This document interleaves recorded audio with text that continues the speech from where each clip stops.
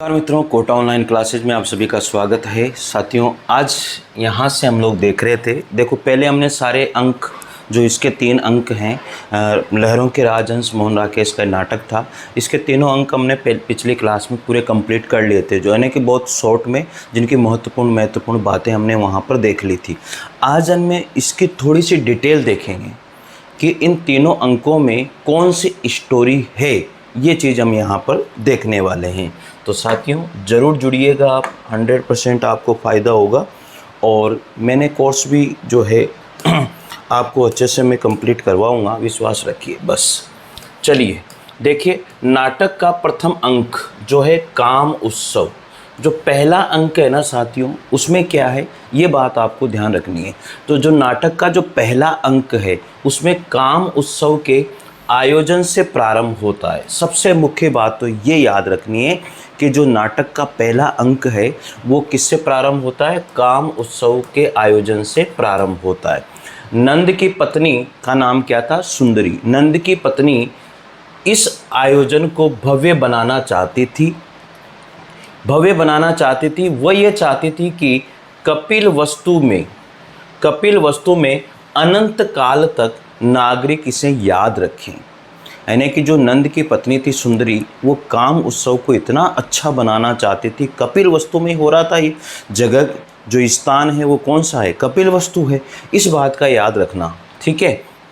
अनंत काल तक लोग इसे याद रखें, अर्थात प्रकांतर से वह बुद्ध के प्रभाव को कमज़ोर करना चाहती थी। कुल मिला के बात ये, जो बुद्ध का प्रभाव देखा गया, उसके पति पर भी देखा गया, उसे कमज़ोर करना चाहती थी। क्योंकि आयोजन के दिन ही यशोधरा भी, बुद्ध की पत्नी यशोधरा भी दीक्षा लेंगी और उसी दिन गौतम बुद्ध भी बौद्ध प्राप्ति के पश्चात पहली बार कपिल वस्तु पधारे हैं। नंद अध्यात्म की ओर भी आकर्षित हैं। ये वो सोचती है कि जो नंद उसके पति हैं वो अध्यात्म की ओर भी आकर्षित हैं और सुंदरी की ओर भी हैं। दोनों की ओर आकर्षित, द्वंद्व में चलता है ना नंद, दोनों द्वंद्व में चलता है वो, ठीक है। भी है, वह अस्थिर चित्त हैं। यहाँ पर बताया गया है कि जो नंद है उनका जो चित्त है, उनका जो मन है वो अस्थिर माना गया है। वो सोच नहीं पाता ना, द्वंद्व में चलता रहता है, किसको अपनाऊं किसको नहीं अपनाऊं, ये सारी चीज़ें उसके बीच में चलती रहती है, ठीक है। उसके बाद में सुंदरी जानती हैं कि नंद काम उत्सव आयोजन के पक्ष में नहीं है। कुल मिला के बात यह था कि नंद जो है इसके आयोजन के पक्ष में बिल्कुल भी नहीं था, ठीक है। यहाँ तक कोई समस्या आपको नहीं होगी। फिर भी वह अपने महल से सटे उद्यान में इसका आयोजन करवाना चाहती हैं। नंद आखेट से लौटते समय, आखेट मतलब शिकार से लौटते समय, उस उत्सव के लिए कुछ जो कौन सा उत्सव था? काम उत्सव। उस उत्सव के लिए कुछ, देखो यहाँ पर जो उत्सव उसने मनाया है, उस काम उत्सव के लिए कुछ ना कुछ जो है वो करना चाह रहे हैं ये।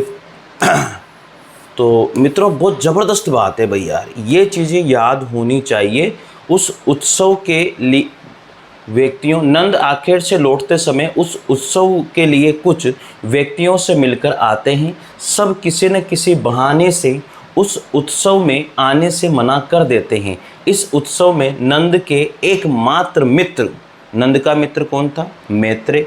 मित्र से याद रख लेना मैत्रेय, तो ठीक है ना, मित्र मतलब मैत्रेय। तो नंद का एकमात्र मित्र मैत्रेय थे जो उपस्थित हुए थे। तो याद रखना साथियों, ये क्वेश्चन बहुत बार पूछा जाता है कंपटीशन के अंदर, जहाँ पर भी ये नाटक लगा हुआ है। इस नाटक को जहाँ पर भी पूछा जाता है ना, ये क्वेश्चन बहुत बार पूछा जाता है कि नंद का जो उस काम उत्सव में जो सुंदरी के द्वारा कपिल वस्तु में किया गया था वो कौन आया था? तो नंद का एकमात्र मित्र था जो है मैत्रेय, वो आया था साथियों, ठीक है, उपस्थित हुए थे। पर उनकी भी इस उत्सव में कोई रुचि नहीं थी। अतिथियों के न आने से सुंदरी विक्षुब्ध हो उठती है, मतलब दुखी हो उठती है और इसे षड्यंत्र मानती है। और यहाँ पर वो इसे क्या मानती है? षड्यंत्र मानती है। ये सारी घटना पहले अंक में बताई गई हैं, तो याद हो जाएगी। देखो पूरी डिटेल को एक जगह निचोड़ के रख दिया। अब आप कुछ सोचिए, एक जगह निचोड़ के रख दिया, मज़ा आ गया ना आपको? बस यही पढ़ते रहो। आगे देखो, अब दूसरे अंक में चलते हैं। दूसरे अंक में क्या बताया, नेपथ्य यानी कि जो जहाँ पर रंगमंच है, जो पर्दा जहाँ पर लगा हुआ रहता है, नेपथ्य से श्यामांग का स्वर सुनाई देता है, यानी कि रंगमंच के पर्दे के पीछे से जो श्यामांग था उसका स्वर सुनाई देता है। श्यामांग जौहर पीड़ित हैं और श्यामांग यहाँ पर बुखार से पीड़ित हैं और उसका करहाना कोई मार्ग नहीं है। इन लहरों पर से छाया हटा दो, वो क्या बोल रहा है, इन लहरों पे से छाया हटा दो, ये छाया ओढ़ी नहीं जाती। ये वाक्य उसके अंतर्द्वंद को संकेतित करता है। नंद रात को नींद नहीं आने से उद्विग्न है। सुंदरी गत रात्रि के अपने कृत्य हेतु क्षमा मांगती है, और जो उसने रात को यहाँ पर अब दूसरे अंक में मांगती है सुंदरी यहाँ पर, ठीक है ना। और प्रणयक्षिक्त बातें करती है। सुंदरी रूप गर्विता तो थी ही, सौंदर्य प्रसाधन भी अधिक रुचि रखने वाली स्त्री थी। वह नंद को अपने रूपवास में बांधने के लिए दर्पण पकड़कर खड़े रहने को देती है। कौन, सुंदरी। किसको, नंद को दर्पण पकड़ने के लिए, खड़े रहने के लिए देती है। और दर्पण हिल गया कथन नंद के मन का संकेत है। और जैसे दर्पण हिलेगा इसका मतलब यह है कि नंद का जो मन है वो हिल गया साथियों, ऐसा मानती है। विलासी नंद पर भी अब बुद्ध का प्रभाव होने लगा है, जिससे वह वैराग्य धारण करना चाहता है। महल के बाहर बुद्ध शरणम गच्छामि ध्वनि सुनकर नंद के हाथ से दर्पण गिरकर टूट जाता है। दासी अलका सूचित करती हैं कि स्वयं बुद्ध भिक्षा के लिए आए थे और खिड़की की ओर देखकर चले गए। नंद सुंदरी का अधूरा श्रृंगार कर बुद्ध के पास क्षमा याचना हेतु जाते हैं। सुंदरी उनकी प्रतीक्षा करती हैं। ये सारी घटना दूसरे अंक में हम लोग देखते हैं। साथियों एक एक घटना बता दी मैंने, ये तो आपको याद होनी ही चाहिए, कंप्लीटली याद रखना है इस चीज़ को, ठीक है। अब तीसरे अंक की बात करते हैं। 3 अंक है इसके अंदर।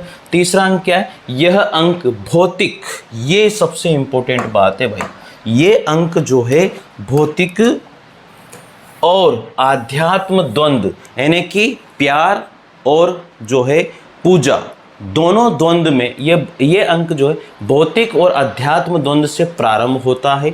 इस अंक के प्रारंभ में सुंदरी की नंद के लिए प्रतीक्षा और आकुलता दिखाई देती है। अब नंद जो चला जाता है उसकी सुंदरी उसका इंतजार करती है, ये तीसरे अंक में बताया गया है, ठीक है। अलका सुंदरी को राजहंसों के स्वयं उड़कर चले जाने के बारे में बताती है। और अलका जो उसकी दासी थी, जो उसकी एक तरह से कहें कि उसकी सेविका थी, वो उसको बताती है कि जो तालाब था उससे राजहंस भी क्या हो गए, उड़कर चले गए, जाने के बारे में बताती है। सुंदरी इस पर विश्वास नहीं करती और न मन से स्वीकार करती हैं। सुंदरी यहाँ पर जो सुंदरी है, सुंदरी जो है नंद, अब सुंदरी नंद के बारे में क्या सोचती है वो सारी घटनाएं बताई गई है।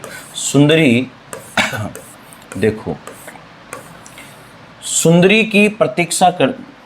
नंद की प्रतीक्षा करती हैं, परंतु वे नहीं आते हैं। वे गौतम बुद्ध से अपने द्वार पर भिक्षा न दे पाने के प्रमाद की क्षमा मांगने जाते हैं। गौतम बुद्ध उन्हें बौद्ध धर्म में दीक्षित करवा देते हैं और गौतम बुद्ध उनको बौद्ध धर्म में दीक्षित करवा देते हैं। ये तीसरे अंक में होता है सारी घटना।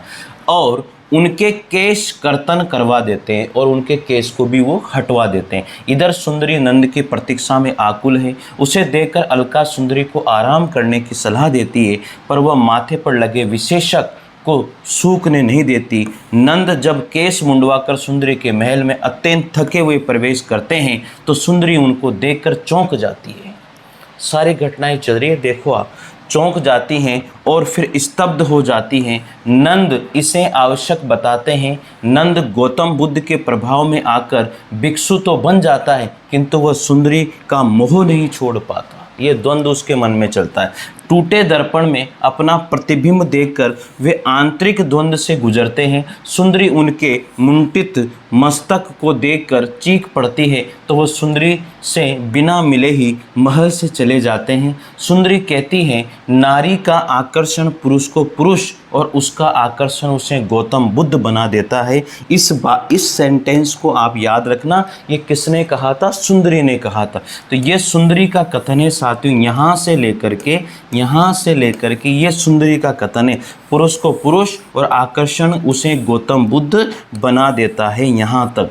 तो याद रखना, ये किसने कहा था? सुंदरी ने कहा था। बहुत ज़बरदस्त बात है कि नारी का आकर्षण पुरुष को पुरुष और उसका आकर्षण उसे गौतम बुद्ध बना देता है। किसने कहा? सुंदरी ने कहा था नंद से।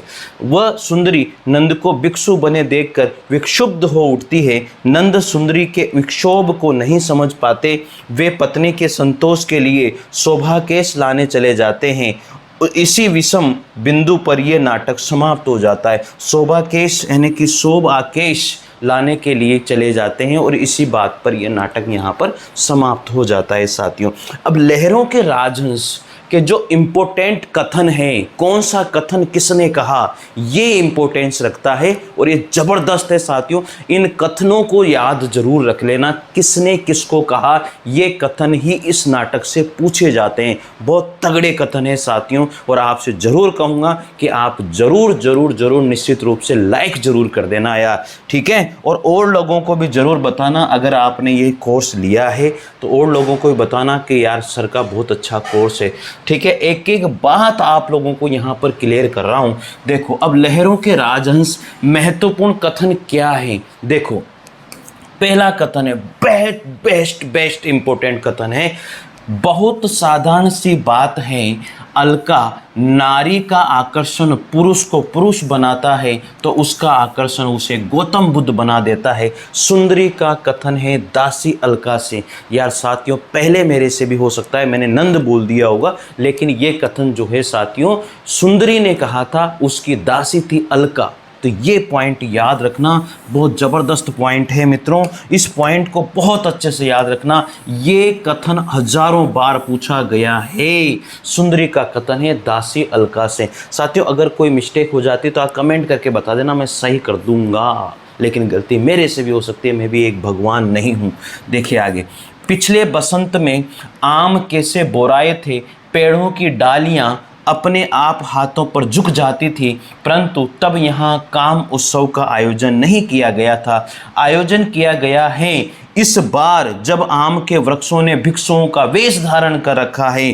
कल प्रातः देवी यशोधरा भिक्षुणी के रूप में दीक्षा ग्रहण करेगी और यहाँ रात भर नृत्य होगा, अपानक चलेगा, मतलब रात भर चलेगा, बिना थके चलेगा। ये ऐसा कहने वाले कौन थे? ये पूरा कथन श्यामांग ने कहा है। ये कथन किसने कहा? श्यामांग ने कहा है, उस काम उत्सव के आयोजन के इसमें, ठीक है। यहाँ तक कोई समस्या आपको मेरे हिसाब से नहीं होनी चाहिए।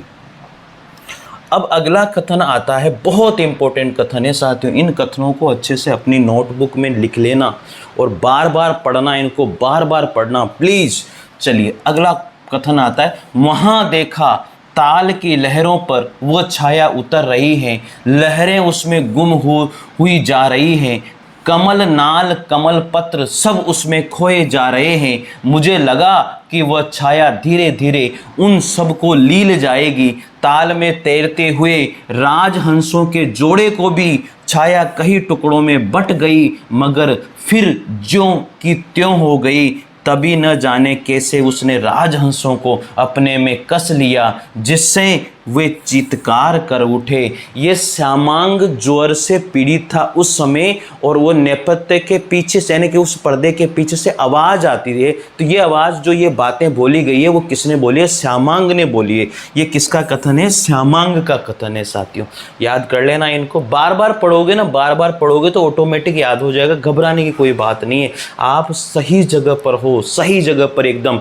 यहाँ पर मुझे कोई फेंकोलॉजी काम आता ही नहीं है साथियों, ठीक है। अगला कथन यहाँ पर पढ़ते, उन्होंने कहा कि वे अपने केसों की खोज में जा रहे हैं। केस यानी कि वो केस खोजने के लिए गए थे ना, और वहीं से भी एक सारा का सारा नाटक खत्म हो जाता था। तो वो उन्होंने कहा कि वे अपने केसों की खोज में जा रहे हैं, जाकर तथागत से पूछना चाहते हैं कि उन्होंने उनके केसों का क्या किया, और यदि कुछ नहीं किया तो वो क्या उनके केस उन्हें लौटाए जा सकते हैं? उनकी पत्नी को उन केसों की आवश्यकता है। ऐसा कहने वाले कौन है? श्वेतांग हैं। ऐसा कहने वाले कौन थे? श्वेतांग थे साथियों। तो हो जाएगा याद, यहाँ तक कोई समस्या नहीं होनी चाहिए। फिर आगे देखो, अगला कथन जो आता है वो किसको कथन है, ये बहुत इंपॉर्टेंट है साथियों। इन कथनों को याद कर लेना। मैंने आपको एक एक पॉइंट बताया स्टार्टिंग से लेकर के लास्ट तक, एक भी चीज नहीं छोड़िए। आगे कथन आता है, आत्मवचना की भी एक सीमा होती है, आज के दिन वे आशीर्वाद देंगी और मुझे मन में क्या सोचती होगी ये मैं अच्छी तरह जानती हूँ। सुंदरी नंद से यशोधरा के संदर्भ में बात करती है। ये जो बात है ना, ये सुंदरी ने नंद से कही है, और किसके लिए कही है? यशोधरा के लिए कही है। आत्मवंचना की ये एक सीमा होती है, आज के दिन वे आशीर्वाद देंगी और मुझे मन में क्या सोचती होगी ये मैं अच्छी तरह जानती हूँ। तो यशोधरा के लिए बात कही है। किसने कही है? ये सुंदरी ने नंद से कही है। अगली बात आती है, इसका अर्थ इतना ही है, अलका की बहुत दिन एक तार जीवन बिताकर लोग अपने से ऊब जाते हैं, तब जहाँ भी कुछ भी नवीनता दिखाई दे वे उसी ओर उमड़ पड़ते हैं। ये उत्साह दूध फेन का उबाल है, 4 दिन रहेगा फिर शांत हो जाएगा। सुंदरी ये कथन अलका से कहती है, लेकिन मेरे को जहाँ तक लगता है ये नंद के लिए कहा गया है। ठीक है ना। फिर आगे बात करते हैं। यहाँ पर हो सकता है सुंदरी के लिए कहा हो, लेकिन ऐसा नहीं है। आप इसको बस यही याद रखना, सुंदरी का कथन है, किसने? अलका से ये बात कही है। तो ये कथन बहुत इंपॉर्टेंट है, इसमें थोड़ा सा उलझन आपको हो सकता है। ठीक है, आगे देखते हैं। यहाँ पर अगला आता है मित्रों, अब अगला कथन है, बहुत तगड़ा कथन है भाई, इसको जरूर देखना। काम उत्सव कामना का उत्सव है। बिल्कुल सही बात है, काम उत्सव कामना का उत्सव है। आर्य मैत्रेय, मैं अपनी आज की कामना कल के लिए टाल कर रखूं, क्यों? मेरी कामना मेरे अंतर की है, मेरे अंतर में मतलब मेरे मन में ही उसकी पूर्ति हो सकती है। बाहर का आयोजन उसके लिए इतना महत्व नहीं रखता जितना कुछ लोग समझ रहे हैं। ये तो सुंदरी का ही कथन है साथियों, और ये मैत्रेय से कहा गया कथन है। ठीक है, अगला कथन आता है, जो लोग कहते हैं कि गौतम बुद्ध ने बोध प्राप्त किया है, कामनाओं को जीता है, पर मैं कहती हूँ कि कामनाओं को जीता जाए ये भी क्या मन की एक कामना नहीं है? ऐसा कहने वाली कौन है? सुंदरी है, जिसने अलका से ये बात कही है। अब अगला जो कथन आता है मित्रों, वो बहुत इंपॉर्टेंट कथन है जिसको आपको ध्यान रखना है। चलिए, अगला कथन है, बहुत तगड़ा कथन है ये, देखो। परंतु फिर ये भी विचार आता है कि राजहंस आहत थे, कम से कम एक उनमें से अवश्य आहत था। कल कैसा क्रंदन उसका सुना था, क्या उसके पंखों में इतनी शक्ति रही होगी कि अपनी इच्छा से उड़कर कहीं चले जाते, और जिस ताल में इतने दिनों से थे उसका अभ्यास, उसका आकर्षण क्या इतनी आसानी से छूट सकता था? तो ये कथन किसने कहा है? सुंदरी ने कहा है। लेकिन यहाँ पर राजहंस जो है ना, वो नंद की बात को दोहराते हैं, नंद के लिए कहा जाता है ये सारी बातें। ठीक है, चलिए अगला कथन आता है मेरे साथियों, और अगला कथन बहुत इंपॉर्टेंट कथन है जिसको आपको देखना चाहिए। बाण से शत विकसित मृग को देखकर मन में कभी कोई अनुभूति नहीं होती, होती भी है तो केवल प्राप्ति की हल्की सी अनुभूति, परंतु बिना घाव के अपनी ही क्लांति से मरे हुए मृग को देखकर मन में जाने कैसा लगा, और लौटकर आते हुए अपने आप इतना थकान और टूटा हुआ लगने लगा। ये कथन जो है साथियों नंद का कथन है। इसे एक बार और पढ़ते हैं। बाण से शत विकसित मृग को देखकर मन में कभी कोई अनुभूति नहीं होती, और होती भी है तो केवल प्राप्ति की हल्की सी अनुभूति, परंतु बिना घाव के अपने ही क्लांति से मरे हुए मृग को देखकर मन में जाने पता नहीं कैसा लगा, और लौट कर आते ही अपने आप इतना थकान और टूटा हुआ लगने लगा कि, तो ये कथन जो है नंद ने कहा है साथियों। अगला कथन आता है, बहुत इंपॉर्टेंट है। कह नहीं सकता कौन सा उन्माद क्षणिक भयानक है, वह जो चेतना की ग्रंथियों को जोड़ देता है, या वह जो उनमें एक जौहर ले आता है, ये नंद का ही कथन है। ठीक है, यहाँ तक याद हो जाएगा। आगे पढ़ते हैं अगला कथन। कुछ हैं जो चेतना पर कुंडली मारे बैठा रहता है और मुझे अपने से मुक्ति नहीं देता, ये नंद सुंदरी से चाहता है। कुछ हैं जो चेतना पर कुंडली मारे बैठा रहता है और मुझे अपने से मुक्ति नहीं देता, नंद जो है सुंदरी से ये कहता है। नंद जो है साथियों सुंदरी से ये बात कहता है। आगे है, कहने का अधिकार न हो परंतु सोचने का अधिकार तो हर एक को रहता है। कहने का अधिकार ना हो पर सोचने का अधिकार तो हर एक को रहता है। ये कौन है? नंद सुंदरी से कहता है। अगला कथन है, अब भी दर्पण की छाया तुम्हारे ऊपर है और तुम्हारी छाया दर्पण के अंदर है। ये कहने वाले सुंदरी नंद से ये बात कहती है। अब भी दर्पण की छाया तुम्हारे ऊपर है और तुम्हारी छाया दर्पण के अंदर है, ऐसा सुंदरी ने नंद से कहा है। अगला कथन है, मैं नहीं हूँ, मैं नहीं हूँ, तुम नहीं हो, वह नहीं है, सब किसी अंगुली से आकाश में बनाए चित्र हैं जो बनने के साथ साथ मिटते हैं। जबरदस्त कथन है साथियों। नंद जो है टूटे हुए दर्पण में देख करके ये बात सुंदरी से कहते हैं। मैं नहीं हूँ, तुम नहीं हो, वह नहीं है, किसी अंगुली से आकाश में बनाए चित्र हैं जो बनने के साथ साथ मिटते हैं। ये नंद जो है उस टूटे हुए दर्पण को देख करके ये सारी बातें कहते हैं साथियों। याद कर लेना इस चीज़ को, बहुत ज़बरदस्त है, मैं फिर बता रहा हूँ आपको। ठीक है, अब देखिए यहाँ पर कुछ कथन और हैं जिन्हें हमें देख लेना चाहिए। देखो, बहुत अच्छे कथन हैं और ये इनमें से आना ही आना है, ये मान लेना आप। किसी प्रभाव के कारण ही, अपनी एक आंतरिक आवश्यकता के कारण और कल के बीच जो बाहर जा रहा है वह भी किसी प्रभाव के कारण नहीं, अपनी एक और आंतरिक आवश्यकता के कारण। तो नंद ने दीक्षा के बाद सुंदरी को ये बात कही थी। वेरी वेरी इम्पोर्टेंट है। किसी प्रभाव के कारण ही, बस इस तरह से याद रखना, किसी प्रभाव के कारण ही, अपनी एक आंतरिक आवश्यकता के कारण और कल के बीच जो बाहर जा रहा है वो किसी प्रभाव के कारण नहीं, अपनी एक और आंतरिक आवश्यकता के कारण। तो नंद ने दीक्षा के बाद ही किससे कहा था? सुंदरी से ये बात कही थी। आगे बात करते हैं अगले कथन की ओर जो इम्पोर्टेंट है, बहुत इम्पोर्टेंट है।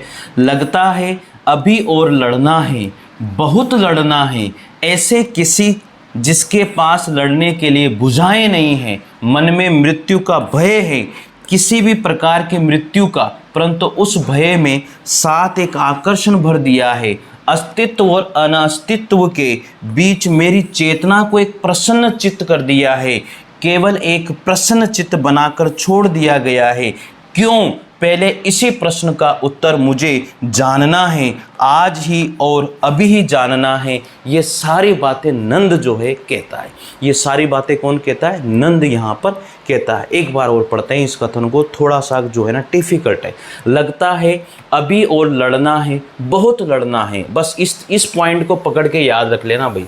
ये जो है लगता है अभी और लड़ना है, अभी और लड़ना है, ये किसने कहा था? नंद ने कहा था। इस पॉइंट को पकड़ के याद रख लो कि ये बात कहने वाला कौन था? नंद था। बाकी डिटेल को पढ़ने से कोई मतलब नहीं है, लेकिन पढ़ लेते हैं। ऐसे किसी जिसके पास लड़ने के लिए भुजाएं नहीं है, मन में मृत्यु का भय है, किसी भी प्रकार की मृत्यु का हो सकता है, परंतु उस भय में साथ एक आकर्षण भर दिया गया है। अस्तित्व और अनास्तित्व के बीच मेरी चेतना को एक प्रसन्न चिन्ह, केवल एक प्रसन्न चिन्ह बनाकर छोड़ दिया है। क्यों? पहले इसी प्रश्न का उत्तर मुझे जानना है और आज ही और अभी ही जानना है। ये सारी बातें कहने वाले कौन थे? नंद थे साथियों। तो यहाँ पर आप इस तरह से इसको याद कर लेना। अगला कथन यहाँ पर आता है जो बहुत इम्पोर्टेंट है, जिसे जानना बहुत ज़रूरी है। देखो, सुख नहीं है, सुख नहीं है, तो वहाँ पर भी वही बात आई थी ऐसी की ऐसी। ठीक है, तो वो भी नंद ने कहा था। अब देखो, सुख नहीं है, मैं नहीं हूँ, तो इस तरह से नंद ही कहने वाले हैं। तो इस तरह से आपको थोड़ा सा हिंट याद रखना है, हाँ ये किसका हो सकता है। इस तरह हिंट याद रखोगे ना तो सारी चीज़ें याद हो जाएगी। ठीक है, सुख सुख नहीं है, काई पर फिसलते हुए पांव का एक स्पंदन मात्र है, मात्र रेत में डूबती हुई बूंद की अकुलहाट, परंतु वो स्पंदन व अकुलहाट ही क्या जीवन का पूरा अर्थ जी लेने का कुल पुरस्कार नहीं है।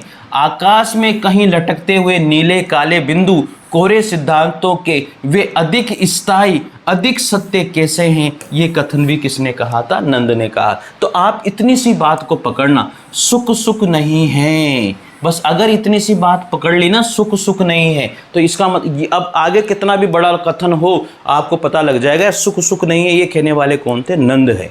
हो जाएगा याद यहाँ तक? आगे बात करते हैं।